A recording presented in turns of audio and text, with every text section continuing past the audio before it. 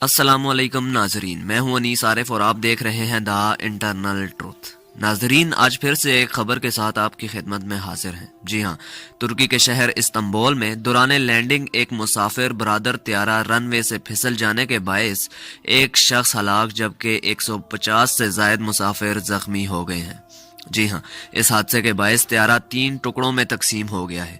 تو ناظرین، ویڈیو کو آگے بڑھانے سے قبل آپ سب سے گزارش ہے کہ ہمارے چینل کو ضرور سبسکرائب کریں اور ساتھ ہی ساتھ بیل والے آئیکن کو پریس کر دیجئے گا تاکہ آئندہ آنے والی ویڈیوز بھی آپ کو اسی طرح ملتی رہیں۔ شکریہ۔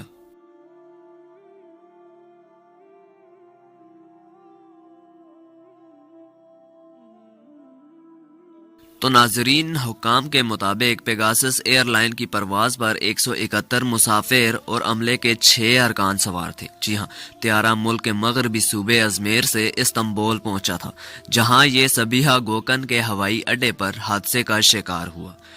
ترکی کے مواصلات کے وزیر محمد چاہت تورہان نے کہا، بوئنگ 737 خراب لینڈنگ کے بعد اپنی رفتار پر قابو نہیں رکھ سکا تھا۔ جی ہاں، اس واقعے کے بعد ہوائی اڈے کو عارضی طور پر بند کر دیا گیا اور تمام پروازوں کو دوسرے ہوائی اڈوں کی طرف موڑ دیا گیا ہے۔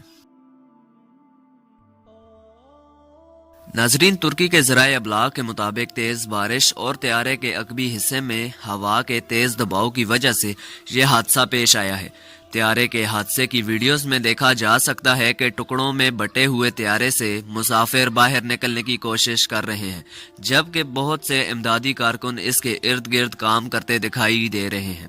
کچھ ویڈیوز میں جہاز کے اندر لگی آگ بھی دیکھی جا سکتی ہے، لیکن اس آگ پر بہت جلد قابو پا لیا گیا تھا۔